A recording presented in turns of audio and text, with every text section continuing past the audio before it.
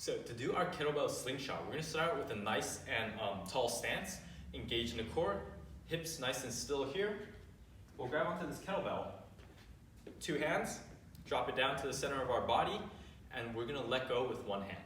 Make sure you don't let go with both hands, that's gonna hurt.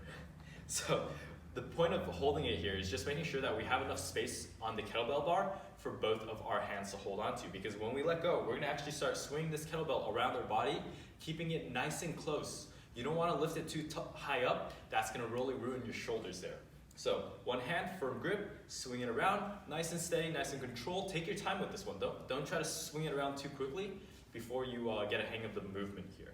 And again, we're gonna keep it nice and close to the body. Just a very slight swing here.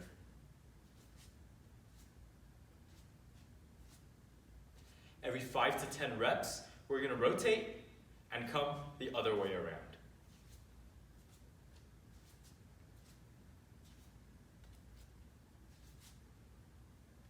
So from the side, this is what it looks like.